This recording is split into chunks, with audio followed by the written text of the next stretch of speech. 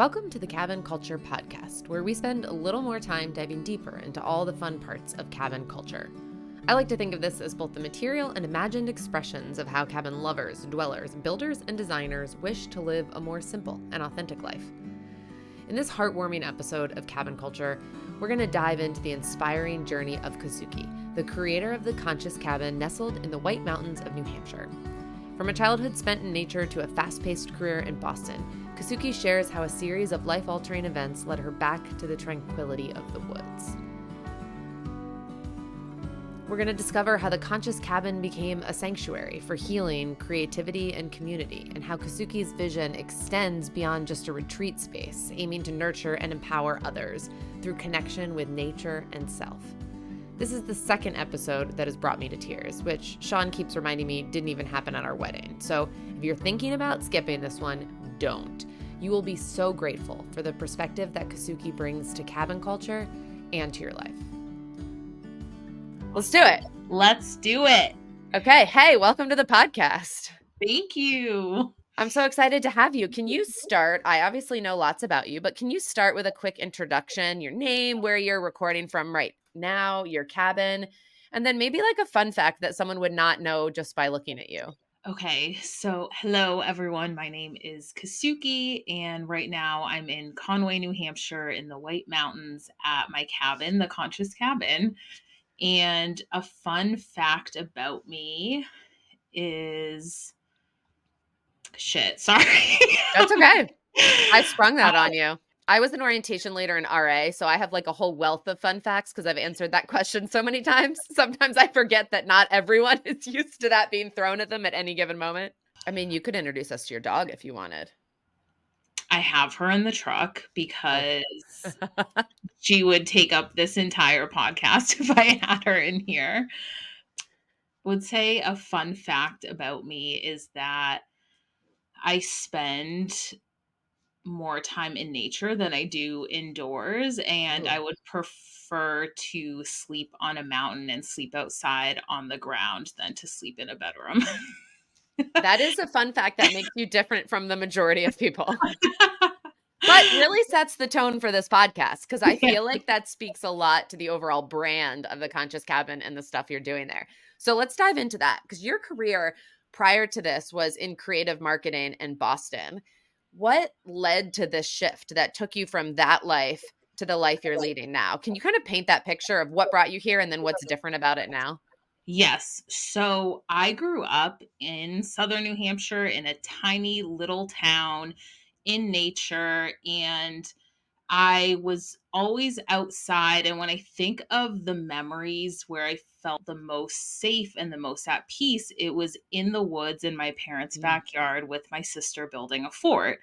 And we built this fort. We had a moss carpet, we had a fence, we had a little bridge that we built going over the brook. We would go out and work on this place. And I just remember being out there as a child and just wanting to sleep in there and live in this fort. And then as I got older, I the small town, I was feeling like I wanted to go into the city and go into Boston and just explore more. And growing up, I my entire life I've been creative, and in school I always felt like an outsider. I felt like I didn't belong.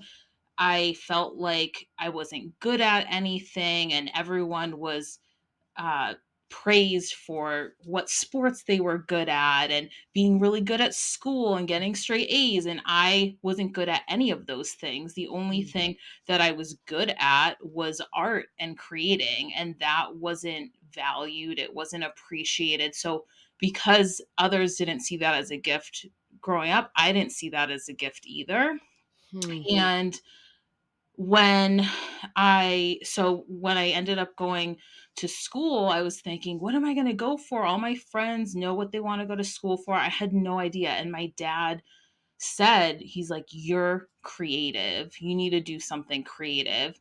And I still remember him saying that. And that really was the first time where my creativity was was appreciated and was acknowledged as something more. And so when I went to school, I decided I was going to go for graphic design. And when I went in, I had this inner knowing, and I said this to my dad. I said, I'm going to go to school for graphic design so I can learn how to utilize all these tools so I can build an empire to serve. That is what I said. I didn't know what that empire was. I didn't know how it was going to serve. I didn't know any of those details, but there was this knowing that I wanted to go learn how to utilize tools to create.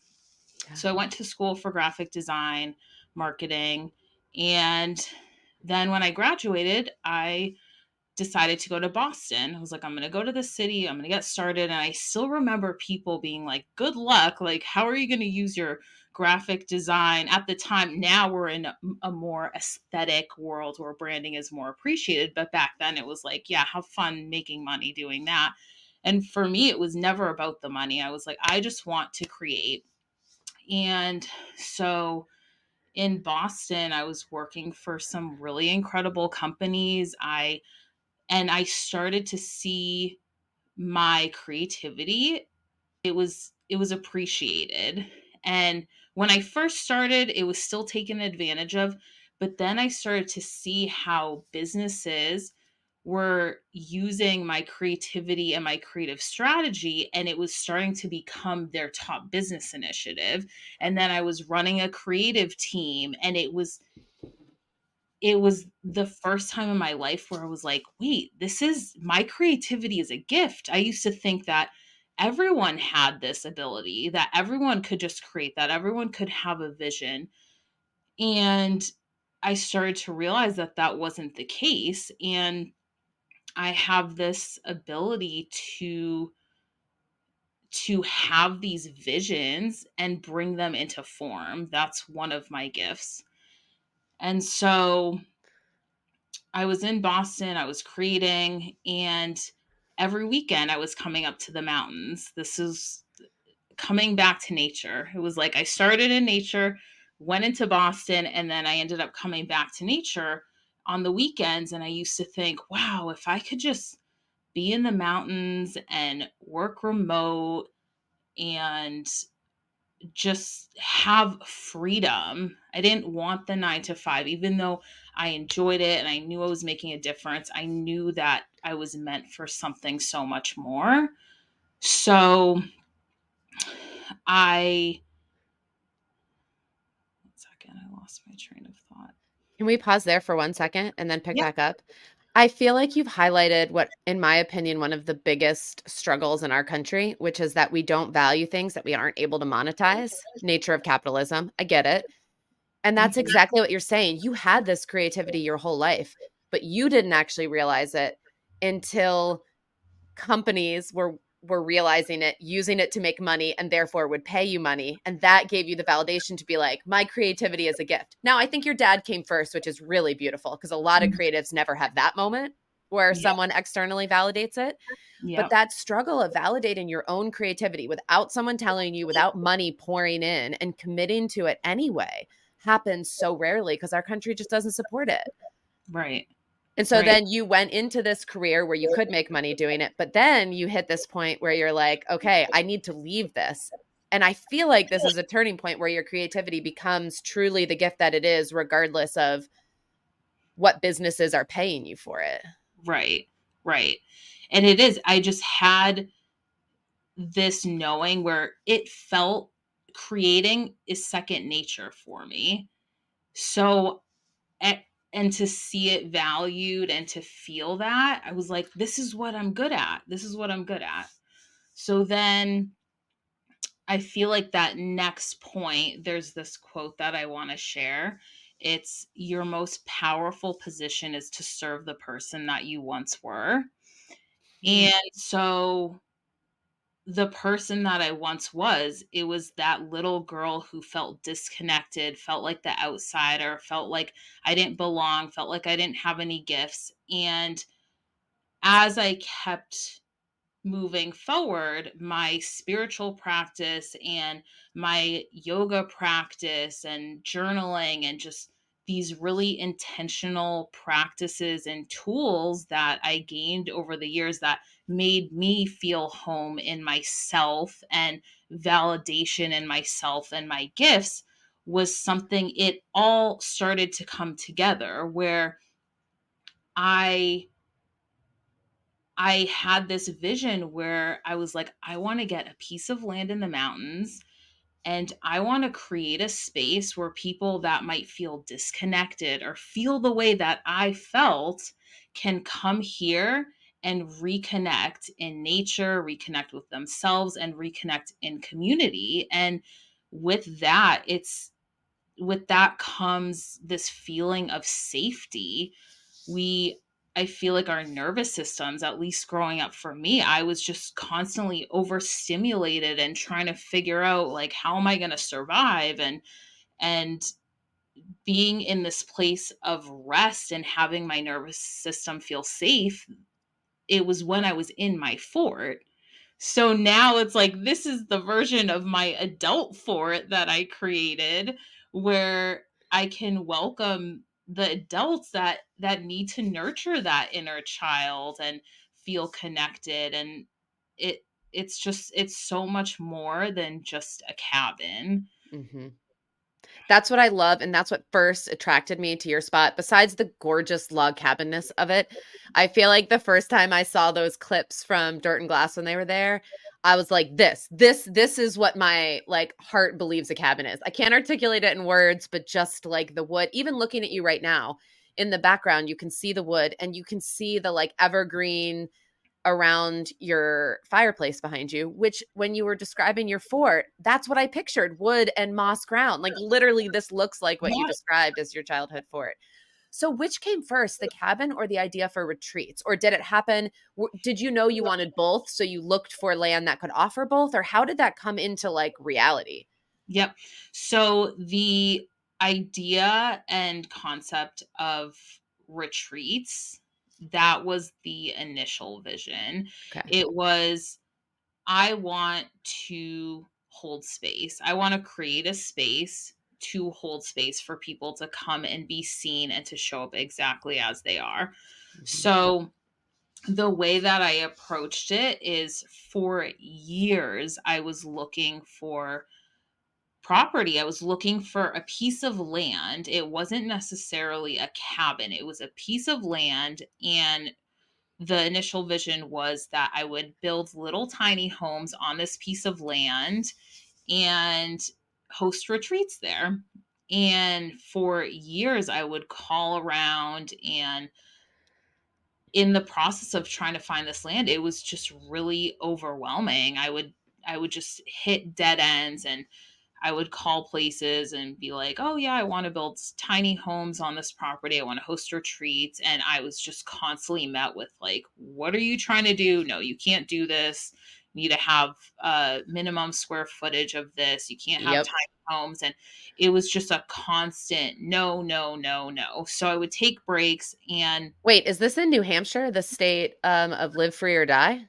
yeah, And they were yes. constantly telling you, no, no, Yeah, no, no, you can't yeah. build a tiny home. And I didn't realize how just like the zoning and the requirements. I used to think, oh, you get a piece of land and you can do whatever you want with it. No, not at all. Not at all. Mhm. So I before I found this property, I had found two that I was interested in, just nothing worked out. I couldn't get financing. It just didn't fall into place. It was just constant challenge after challenge. And so I was like, okay, I'm just going to keep looking. And I would take breaks from looking. And October 2020, I was taking a little staycation up here, and I hopped on Zillow one night and this place came up, and it was on Zillow for over a year. How And had you not seen it before? I know, I was like, how have I not seen this? And it came up. So it was zoned as commercial. And I think all those times I Mm. was looking, I was doing it as residential, Yep. but for a year, I did not see this place. So the next day, I was like, I'm going to check it out." I Okay, wait, called her. before we get to you checking it out, when you saw the listing, what stood out to you the most? Because I know this feeling of scrolling Zillow. And so Yeah. what was it that like you saw and you were like, this might be it? I one of my friends used to say that, because I see potential, like I can see something that is just completely like trash and absolute garbage and be like, I see so much potential in this. And a That's a lot of my skill. friends will make fun of me for that. And they're just like, that is like, you see like a hole in the wall and you're like, I see potential, but that's Mhm. just how I am. And I saw this place and it was abandoned. There was garbage everywhere. It was it was not loved anymore, but I could feel the history of it, and I saw it and I saw potential. And when I drove up the next morning, I was just like, yes, yes, this This is is it. it. And I called, and the seller's realtor was like, unless you're paying cash, you're not going to get this place. Like, you can't get financing because, again, with the financing rules, I think you need to have two of either septic, well, or electric. You need to have two of the three in order to get financing. And all it had was electric. It was very poorly done. So I redid all of that. But all it had was electric. So he's like, unless you're paying cash, you're not going to get financing. And he had said a lot of people before me had tried to get it and couldn't get financing. So That's why it was still on the market a year he later. was, yep. And he was just keeping it real, like not wasting time. And I was like, okay, and that's what happened to me with the property I was interested in before. I couldn't get financing because it was off grid. So I Yep. was like, okay, I just experienced that, but I'm going to keep going with this. Like, I just had this feeling. So then I got a loan officer, and with him too, I didn't have a realtor this entire process. I didn't know anything about buying a property. I didn't know anything. I would just ask the seller's realtor a ton of questions. I would ask my loan officer a ton of questions and just be like, okay, what's the next step? What usually happens next? And I have everything written down in a Google sheet of the steps that I experienced along the way. Okay, So that's a helpful resource. I Quick know. question though, why didn't you have a realtor? Because buyers, well, actually, I don't know how it is in New Hampshire. In North Carolina, buyers don't have to pay the realtor fee. The seller pays both the buyer and the seller realtor. I didn't it was just never something I even thought of. I was just looking, and then this place came up, and it was just like boom, boom, boom, like the way things happened. I didn't feel like I needed it. Like, I was just going with it. Yeah. And so I got the loan officer, and he was amazing. And I was like, "Do you think I'm gonna be able to get financing? Like, really, am I gonna be able to?" And he's like, "As long as the toilet flushes, you'll be good." I was like, "There's no toilet to flush." And he's like, "Yeah, you should be good. Like, you should be good." So I was very hopeful and knew, like, just had this knowing, but at the same time, there was a piece of me that was like, don't get too attached that this is going to happen, because I could go down all these steps and then get to the end and be like, nope, this is not approved. This is not going to work. So, I long really like story. the visual of you being in this cabin as you tell this story. It removes a lot of my anxiety in hearing this story because I know the ending as we're going. So yeah, I just went along with the process, and I had saved up for years. For years. Like, I am someone who is a saver, and I don't care about the shoes and nothing against people that do, but I Yeah. wasn't going out getting shoes. I wasn't going getting coffees. Like, I was saving that money. And I with like knowing that I was going to invest it in something, but not really knowing what it was. So You when I did got know that it was your empire to serve. You did yeah, know that. it was some empire, not knowing what it was. Yeah. Um, so I had saved up, in the process of a couple years, I saved up around 70,000, and I I think a reason why I was able to get financing was because I was putting a large amount down in my down payment, and I I'm so grateful for that. But in the process, everything, I didn't hit any roadblocks. It just went. When I tell you when something is meant to be, it will be. It was just like this step, sign this, do this, get the inspection, get the appraisal, blah, blah, blah, blah. And everything, when they were like, your closing date, December 18th, 2020, after the wild year that 2020 was, to end it with that, it was like the cherry on top. And when Yeah. I came in here the next day and it was freezing and it just trash everywhere, I was like, I did it. Let's do this. Like, let's create this. Let's fucking go. Yeah, let's fucking go. So, Okay, so what has been so fun about watching your journey on Instagram? And I don't remember when I first started following, but it was during a lot of this building phase because I remember feeling like I was there for a lot of this. There, you know what I mean? But what I remember thinking from a distance was how quickly you were getting the retreats up, and I feel like retreats are often a second thought. Where I've seen them in the past, it's like, I've got a cabin, now how do we add an additional revenue stream? Well, maybe we'll host retreats, right? Or how do we fill empty dates? Well, maybe we'll host retreats. And with you, it felt like, no, let's host retreats first. At least from an outsider, it was clear that this was part of the core mission. So I really want to spend some time. We've talked about a lot about cabins, and I want to hear more about your cabin too, but I really want to hear about the retreats and how you took this dream of creating a safe space for people and brought it into reality so quickly after closing on the land. yep. Yeah, so I as I was so 2021, I was working on renovating everything. So, putting in a septic, putting in a well, plumbing, building. This room itself was like this, but really everything else, it was just bringing it back to life and um, putting love into it. And in that process in 2021, I was also going through my yoga teacher training, and I was up here 90% of the time essentially off grid. I didn't have water, I didn't have a toilet, I didn't have those sorts of luxuries. So I was up here, I was taking my training through Zoom, and So you had internet? I had internet because I had electric, so I was able to get an internet Okay. hookup. Amazing. So as I was doing the renovation, I was also doing my training.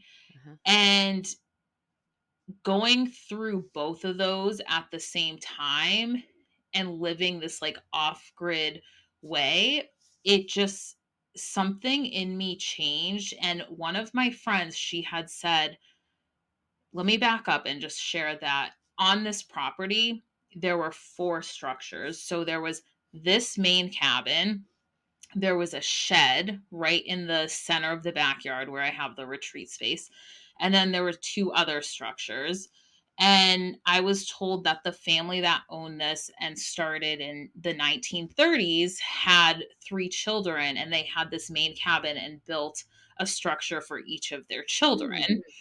And so I took down the shed and I repurposed all the wood from the shed to renovate this cabin. So in the kitchen, all the beams, all the trims, the ceiling, it's all the wood from repurposed from the shed.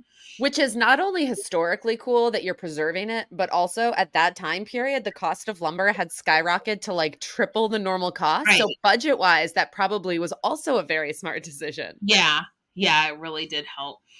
So my long-term vision with this property was to have this cabin and then using the footprints of the other two structures, build two other cabins so that for retreats, the guests would all be able to have a cabin to stay in.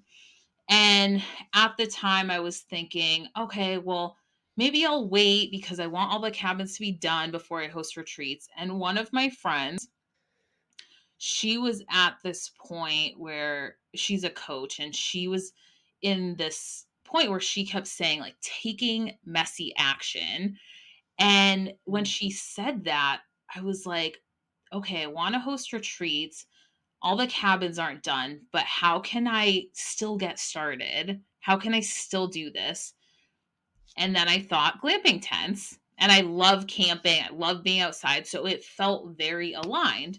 Yeah. So I had this cabin I was working on, and I was like, I'm going to get 4 glamping tents, put those outside, bring this same feeling of what you feel when you come in here into the glamping tents.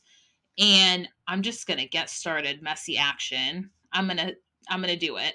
So all of 2021 was the renovation, and just I finished renovating. My first guest was staying in January 2022, and I finished a day before they checked in. And Same. I can then relate to that. and then I just I launched a retreat. My first retreat was June 2022, and I launched it maybe a month and a half before the retreat. And I was like, I don't know. I'm just gonna. And at first, I thought I was gonna facilitate. I was gonna do all the cooking. I was gonna do. And then as it got closer, I was like, wait, I can't cook everything and also facilitate. And so Yeah. I started just navigating. I found this amazing cafe right down the Mm. street. I found this incredible private chef that I used to work with, and I just started to bring all this together. And a big piece for me, not only with the retreats, but with the cabin and this property, is collaboration. Collaboration is a huge piece for me as a creator, and knowing what it feels like to not be valued as a creator. I Yeah. want to support as many creators as I can with this space. So I work with a lot of photographers, just a Mhm. lot of different creators, artists, people that want to come here. And whenever I get emails of people who want to figure out how to collaborate, I'm like, yeah, let's do this. Let's figure it out. And Kazuki, I love this because this comes up so much on the podcast and in conversation where collaborate is a dirty word. And I understand why, because there's so many UGC content creators who are pitching you left and right. So you hear the word mhm, collaborate and you're like, basically, you want a free stay, like whatever. But mhm. I feel like there's another mindset for this, and that's yours, which is like collaboration is good. It has always been good. Let's not let a lot of pitches ruin that. Instead, let's think about what do we do with them. I mean, Pete, who designed Yeah. Cozy Rock, the best advice he gave me during the build is he shrugged his shoulders once and he's like, yeah, I never said no to someone who wanted a free stay in exchange for photos. It just seemed like the right thing to do. And ever since he said that, I did the same thing at Cozy Rock and those relationships. And I feel like that karma adds up over time. So hearing that from you is really validating that Yeah. collaboration does not have to be a bad word. Right. And the way that something that helps me, like when I think of collaboration, when you think of bees, right? In their hive. And if it was just one bee just trying to do all this, it's not going to happen. It takes the community and the collaboration of all the bees to create this sweetness. So it's the same thing with humans. When we collaborate, there's more sweetness than if you were to just do something yourself. So that's a big piece for me, is yeah, I might not be able to say yes to all of the collab offerings I'm getting at this moment, but I have them all saved, and I'm creating relationships with these people, because again, it goes back to connection for me. And if I can even have a phone call with this person to hear their ideas, and just also validate their creativity and their ideas, that right there is coming back to my entire mission of cultivating connection. Yeah. So And serving your younger self too. I forget the yeah, exact quote, but I can't stop yeah, thinking about that. But you yeah, were a creative who felt like, oh, I'm not good at these other things that people are being rewarded for. And so now you're able to validate that for your younger self. I love that. yeah, yep. Okay, so take me back to that first retreat. So you got a local cafe to help. I really want to hear what the retreat experience is like, and I feel like other people need to hear that too. Yeah. Yeah. So I decided to host this first retreat with one of my friends that was in my yoga and meditation community. And it was both of our first retreats. And we met weekly and would just talk about and dream about what this would be like and creating the schedule. A big thing, like with the retreats, is I want to have practices that support you in cultivating that connection with nature, with yourself, with community. Um, and the practices, and then different activities where you can connect in nature and like your wildness. Because at our core, we are inherently wild. Like we're raw, we're untamed. And then as we go through life, we have all these layers and conditions, and it like dulls our sparkle. So it's like coming back to the wild. And what better way to do that than going in the water, going in the river, like just all these different activities that we have depending on what the intention of the retreat is. So yeah, connection practices, Can you nature. give me an example of like one or two of those activities just so someone can like picture what this looks like? Yeah. Yeah. So there was one activity where we hiked out to a river. And in the hike out, we did forest bathing when you're walking slowly, like slower than you would normally walk. And we walked out there quietly, just observing, like really noticing the branches sway, like seeing the leaves fall, whatever it is, just really noticing the environment that you're in and walking through. And then we got to the river, and we've had some different plant medicine ceremonies by the river. And actually, during one of those, we were all sitting along the river, and mama bear and her two cubs swam right in front of us, just right across, and we were all just staring like as if it were planned. It was just so incredibly beautiful. And I will of all moments and all the memories I have in nature, that was the one moment where I felt so connected to nature and so in rhythm of like the harmony of nature, just to sit there in silence with everyone, seeing these bears just cross right in front of us swim. It was just so powerful. So Did that they was see you? they were just we were just sitting there. There was no threat. So they I think they did see us, but it But they was were unbothered. yeah, it was just such a powerful, beautiful moment. And there were a couple ladies that were scared of bears, and they just witnessing them, it was also really powerful, because to see and just feel the beauty of it, when we think of wildlife, it can be scary, but when you're actually there and not threatening it and just like seeing it from a distance, even though it was really close, it was just I was speechless. We So can coexist. If we approach with the yes. right mindset and the right intention, we can Right. coexist really happily. Yeah. Yeah. And so there was another time where we went to that same river. I love infusing this river in the retreats. It's a spot where throughout the renovation process, I would go there and I would just Mm. sit by the water and listen to the water. And because at the time of renovation, I also went through a lot of difficult and challenging transitions and shifts in my life. So that was a place where I would go in nature. And it's just been a place where, for all of my retreats, I bring people to this spot. And so, another example of connecting with nature. So we went out there, and we did this practice where we walked around.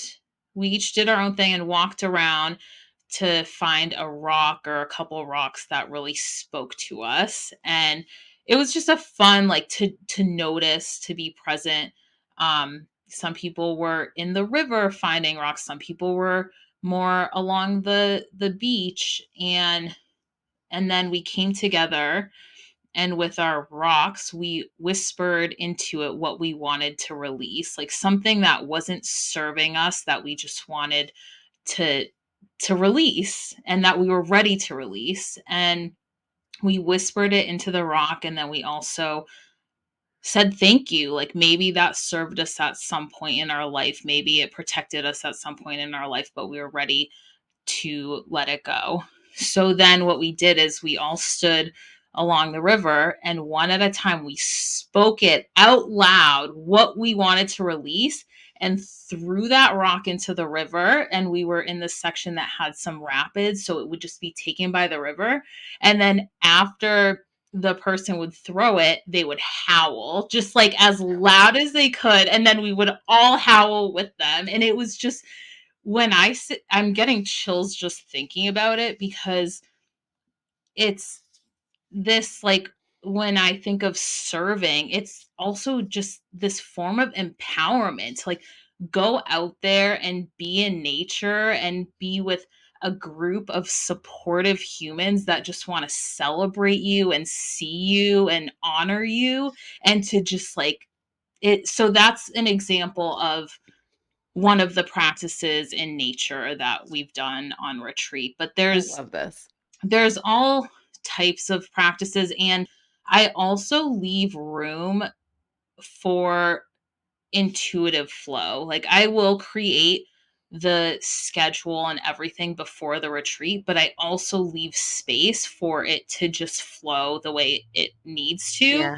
And like, there was one retreat where we the first day we had an opening ceremony, then we went from that into dinner, then we had a nice sound bath, like a very restorative sound bath, and some people just wanted to sit by the fire afterwards, some people wanted to go to bed, and then there were some people that were like, should we go to the lake and go swimming? And I was like, let's go. And we, at like 9 o'clock at night, we went to the lake and we went swimming and just like saw the silhouette of the mountains surrounding us. And it was just like, we just met these women, like we just met, and it was like family, sisterhood within a couple hours.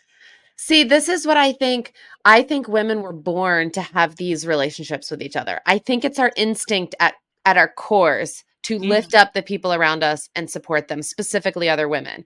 And I think society has undone a lot of that. And you watch The Bachelor and see the women bicker, and you watch Vanderpump Rules and you see all the fights, a lot of them between the women. And I don't think it's meant to be that way. And I love that you're providing a space that helps people go back to what I really think we were born to be for one another. Yeah. Yeah. Yep. It's so important. And yeah, what we see on TV and all these things, it can almost be like this competition, or you can't trust anyone. But really, at our core, we're all these beings that crave connection, that Yes. need Yes. connection. We need, that's a primal desire, need. Like, we need that. And sometimes it can be easier to not let yourself be seen and just stuff everything down, but eventually that catches up to you, and it gets to a point where, I know for me, I was like, I can't live like this anymore. I Yeah. can't climb the ladder and like hustle for the rest of my life. I need to find a way to slow down and connect with women and humans. Yeah. And there's such a, I think also after 2020, that it became more of a need. Yeah. Do you remember the moment where you hit a breaking point and you were like, I can't do this hustle life anymore. I have to make a change. Was there a specific moment? I would say there were several moments, but it got to a point where I was commuting into Boston, and I lived right outside of Boston, but my commute, it was like walk to the train, take the train, walk to a bus, take it was such a long commute.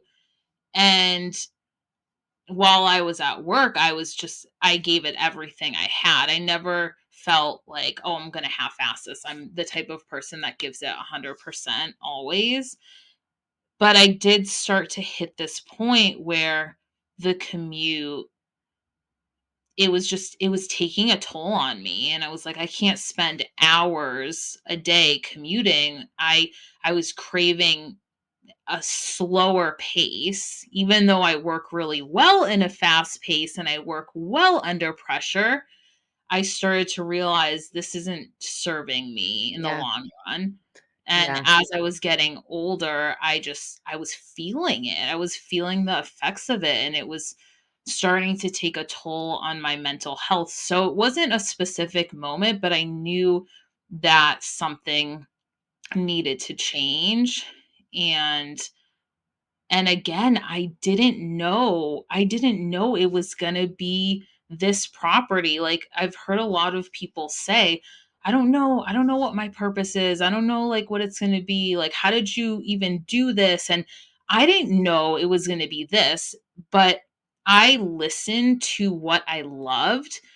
I followed that. So it's like all these little baby steps where when you're in that baby step, you don't see any difference in that baby step, but the more steps that you take, the progress, you start to see the change as a whole. So, I mean, and then once I did get this property, even in the renovation phase when I was outside just like cleaning up, and I was doing so much labor every day and I wouldn't even see a change.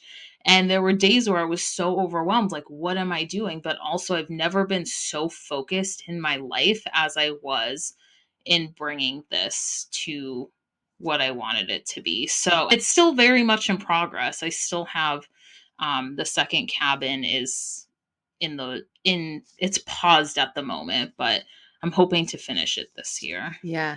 For those who are hearing this and thinking like, I need this kind of retreat, perhaps myself, perhaps anyone else listening, how often do you do them? Is it women? Are all of them women only? How would someone, what does, I don't, if you don't mind sharing the cost, what does the cost look like? How long is it? Can you share some of those details in case Yeah. anyone's interested? Yeah. So initially, I started with just a weekend retreat, like a Friday to Sunday. So people that wouldn't necessarily need to take time off from work. And I've always been called to my first retreat. I kept it open for anyone to sign up, and it was all women that signed up, which I wasn't surprised.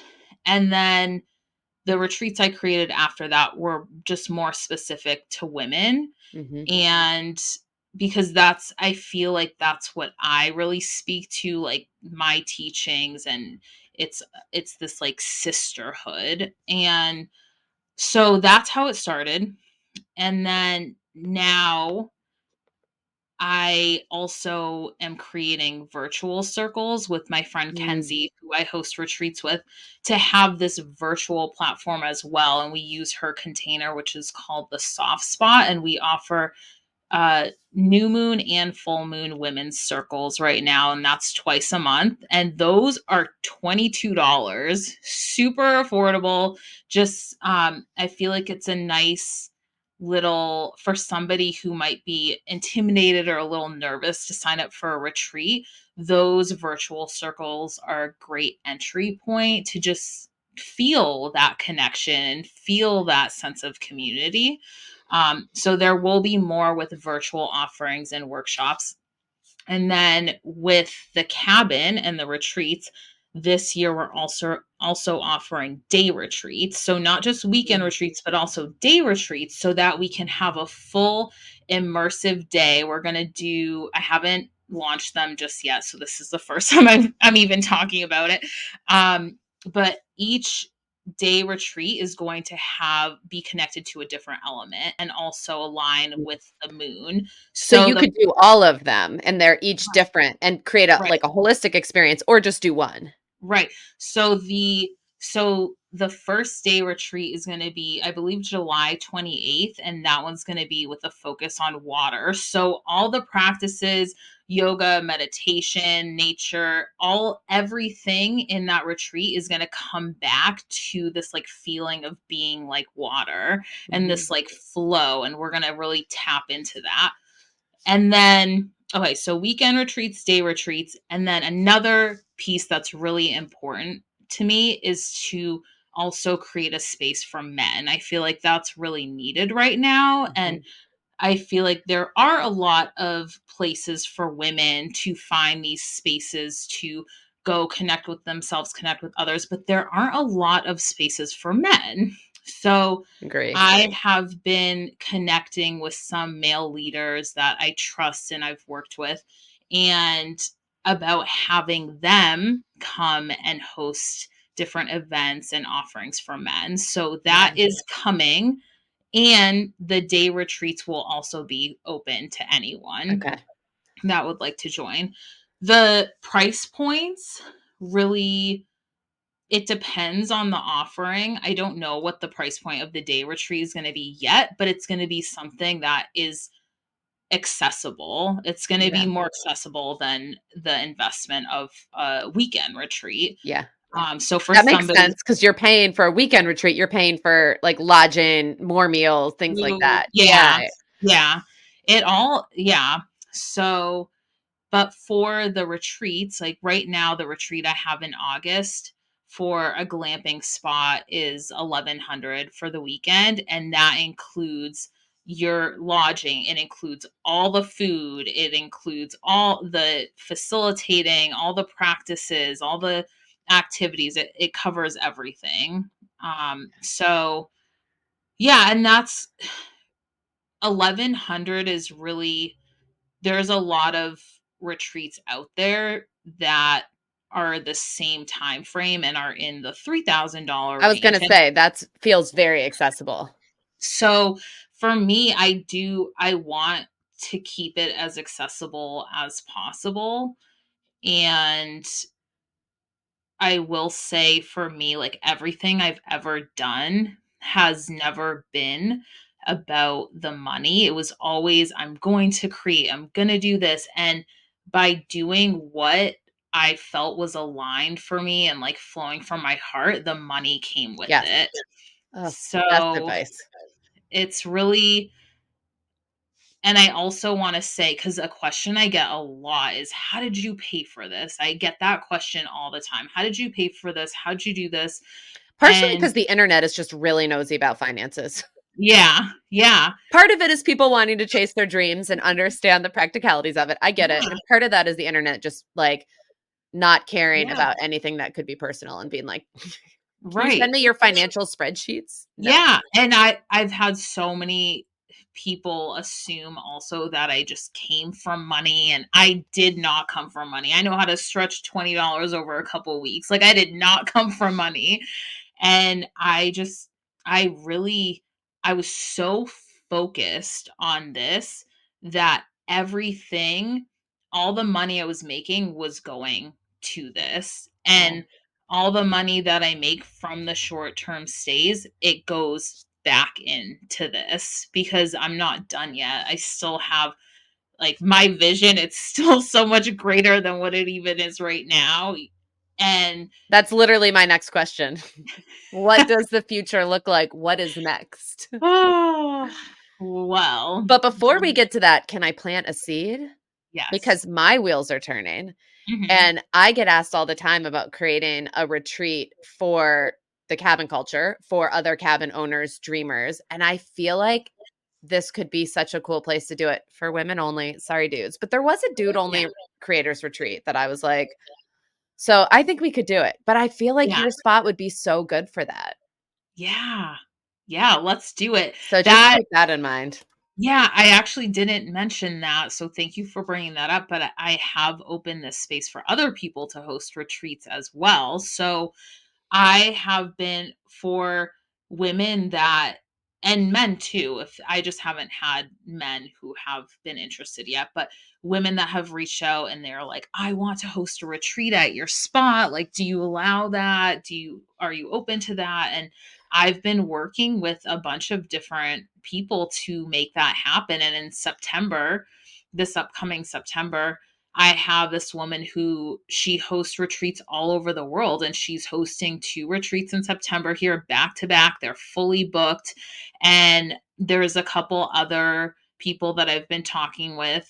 And yeah, we're just going to get them set up to host here. And it's more than just, oh, can I rent your property and just host a retreat? Like, I really support them in the process, and I help them.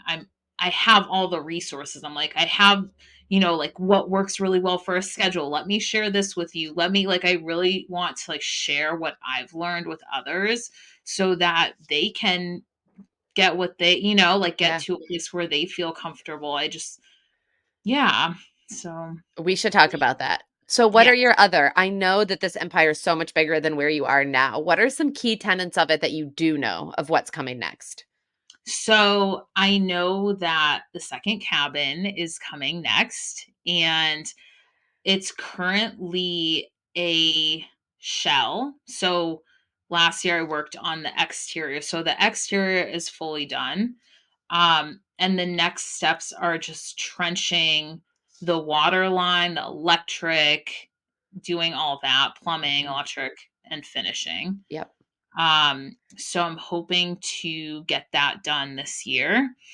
And I had paused it because last year I was going through a really dark time and my dog passed away. And I actually do want to share that through this entire process, even though it was such a beautiful journey, I also at the same time was dealing with the most grief I've ever experienced in my life. So I had this grief coexisting with just like bringing my dream to life at the same time. And How did you navigate that? Was this project, we it, just talked about this in the last episode of the podcast, so I love that this is coming up. Was this a distraction from the grief, or were they hand in hand and you were working through both of them at the same time? I was working through both of them at the same Mm. time. So I had gone through a breakup from an 8-year relationship. Oh, I lost my job. I started essentially 2 businesses because both like my creative freelance um and this right. business. And then I lost my soul dog. So all of that happening, it stripped me from everything that I have known the last 10 years. Like what I considered my life, it just stripped all that. Yep. And all the stability that goes with that, right? Like knowing where you're going to work every day, knowing who you're coming home to, whether that be a human or a dog. It takes Mhm. all of that away all at Yeah. once. Yeah. And there's something I I'm at a point where I let myself feel the grief, but it also lights this fire inside of me even brighter. Like, I'm going to make this happen. There were so many days where I felt alone, where I felt lost, where I felt overwhelmed. And I would just be like, what am I doing? Like, what am I doing? But I kept on doing it.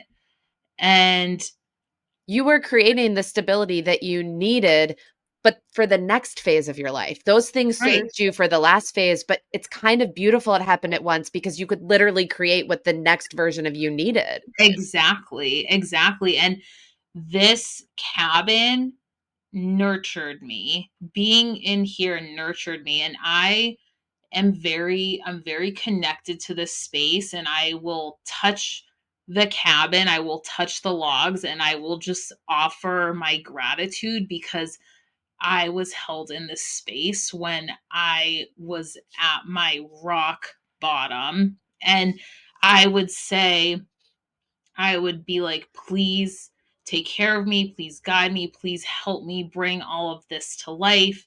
Help me serve. Help me create and cultivate this connection for not just me, but so many people. Like, nourish and nurture people.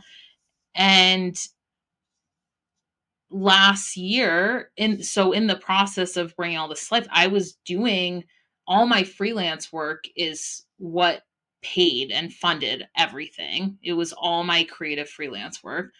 And last year, the last straw of all the challenges, it was my dog passing away. And that just completely, it just brought me down to like the worst place I've ever been in my life. And I stopped doing all my creative freelance last year because I couldn't be on my computer. And the cabin, all of last year, supported me. It paid all my bills, everything. And it makes me emotional talking about it, because everything that I put into it, it was like all the love that I've given this cabin, it was like it came back for me last year and helped me get through it. And now I'm just ready. Like, my fire is back and I'm ready to just keep it going. And so that's why I paused the build of the second cabin, because I didn't have my freelance going last year. So I just needed to pause everything. And that's okay. Like, I needed to take a break. And um so yeah, this year one of my goals is to finish the second cabin. And then the third cabin, who knows? I was reading one of my journal entries recently, and it was saying, hopefully I'll have all three cabins done by 2024. And I'm like, oh yeah, you're so ambitious. We learn so much though from the times that we have to pause or stop or change route. Yeah. I feel like teach us the most. I am so not wanting to end this conversation. I can't help but think how beautiful it is that you literally physically poured into that space, both by building it and renovating it, and just by like putting your intentions into the walls. And now you've created a space where you are doing that for so many other people. Mm-hmm. Yeah. Thank you. Sorry. Yeah, I'm PMSing in the last two podcasts. It made me so emotional. But I'm so emotional too. It's just like what I want to exist. Oh, I'm gonna have to edit this out, but it's what I want to exist in the cabin world. And I feel like I get so sometimes saddened and frustrated when I see, STRs, how many doors do you have? How much money are you bringing in? And like those things are realities, and I totally get it, but it's like so not where my heart is. And so meeting other people who are creating spaces that I just so deeply believe need to exist in the world is just like really inspiring. And I'm just like really grateful. Mm. I have a client call in 1 minute. I'm very not ready for it. So great. So much. Thank you. Yeah, we'll have to meet again. I feel like this conversation is not over here, and I really do want to talk to you about either co-planning a retreat or planning it in your space and figuring out how to make that happen, because what I've learned is that my vision in the cabin world is like not about like growing and scaling and money, but like what if there was a group of people teaching about hosting in a very different way, teaching about sharing in a very different way that was heart driven and purpose driven and service driven, and finding people who are doing that in so many different ways is just really beautiful. So thank you for doing what you're doing. Thank you for doing what you're doing. I feel like you're just as great as I thought you would be. I'm not surprised. I'm just always like pleased when that turns out, because like in the world of marketing and Instagram, we're all trying to sell something, or so I've been told. And when you find out that what people are selling is what you really need, it's like, that's where relationships are born. But this won't end here. Thank you so much. Now I'm running late for my next meeting, but it was worth it. This was beautiful. Thank you. Thanks so much for joining us. And if you liked what you heard, feel free to leave us a 5-star rating on Spotify or share some of your favorite parts over on Apple Podcast. If you have feedback or suggestions for the future, you can also find me on Instagram at Cozy Rock Cabin. Looking forward to next week.